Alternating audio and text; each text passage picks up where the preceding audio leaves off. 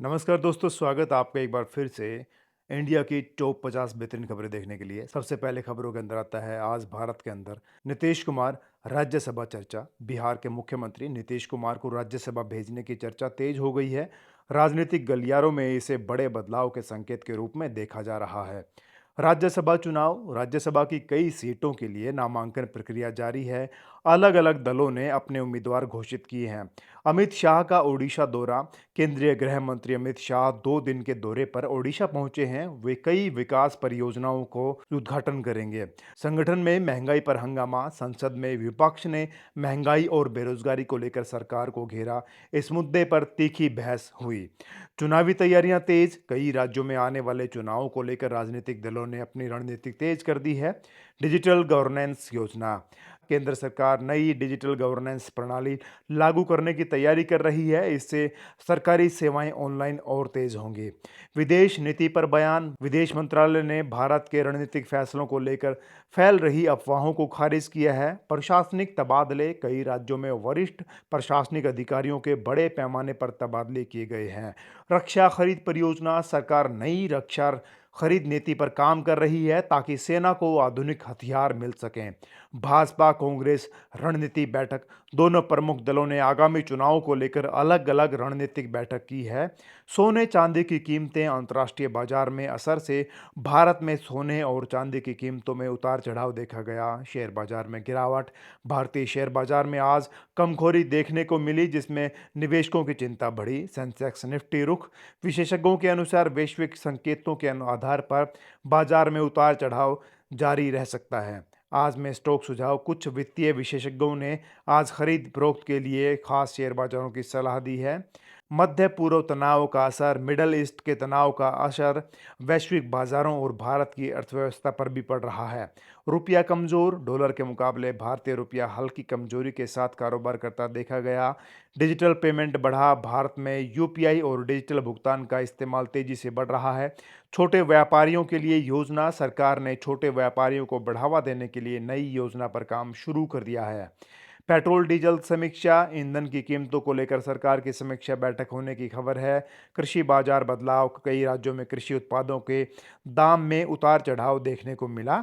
बारिश का अलर्ट। मौसम विभाग ने उत्तर भारत के कई राज्यों में बारिश और आंधी का अलर्ट जारी किया है। तापमान बढ़ा। कुछ राज्यों में तापमान 35 डिग्री के आसपास पहुंच गया। उससे गर्मी बढ़ रही है। दिल्ली का मौसम। दिल्ली एनसीआर में धीरे धीरे गर्मी बढ़ने लगी है और मौसम शुष्क बना हुआ है। पहाड़ों में बर्फबारी। हिमाचल और उत्तराखंड में ऊंचाई वाले इलाकों में बर्फबारी की संभावना बताई गई है। किसानों को सलाह। मौसम विभाग ने किसानों को मौसम बदलाव को देखते हुए सावधानी बरतने की कहा है।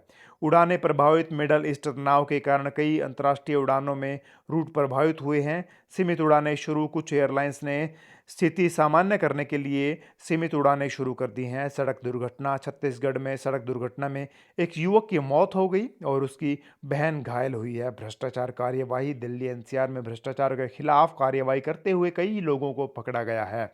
होली सुरक्षा। होली के बाद कई शहरों में पुलिस ने सुरक्षा व्यवस्था बढ़ा दी है।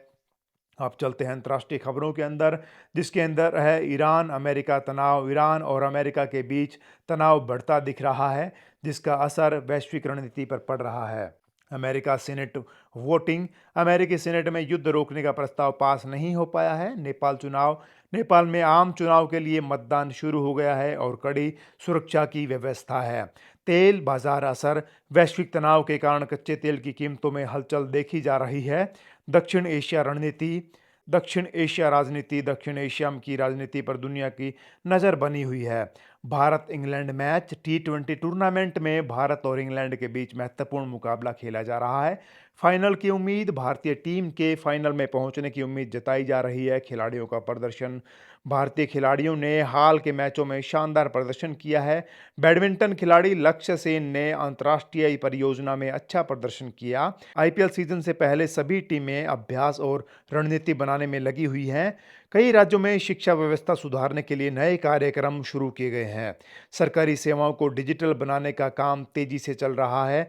कई शहरों में ट्रैफिक नियमों को सख्ती से लागू करने के अभियान चलाए गए हैं। सरकार युवाओं को रोजगार देने के लिए स्किल डेवलपमेंट कार्यक्रम चला रही है। स्वास्थ्य मंत्रालय ने बदलते मौसम को लेकर नए स्वास्थ्य सलाह जारी की है। कई सरकारी अस्पतालों में नई स्वास्थ्य सुविधाएं शुरू की गई। महिला सुरक्षा के लिए कई राज्यों में विशेष अभियान चलाया जा रहा है। ग्रामीण क्षेत्रों में इंटरनेट कनेक्टिविटी बढ़ाने की योजना बनाई गई है। सरकार पर्यटन बढ़ाने के लिए नई योजनाओं पर काम कर रही है। और आज की आखिरी खबर के अंदर है, कई शहरों में होली के बाद सफाई और व्यवस्था बनाए रखने के लिए विशेष अभियान चलाए गए। तो ये थी आज भारत की टॉप 50 बेहतरीन खबरें देखने के लिए बहुत बहुत धन्यवाद। आपको सबसे अच्छी खबर कौन सी लगी वो हमें कमेंट करके ज़रूर बताएं। बहुत बहुत धन्यवाद। एक बार फिर से आपका दिन शुभ रहे। Thank you very much.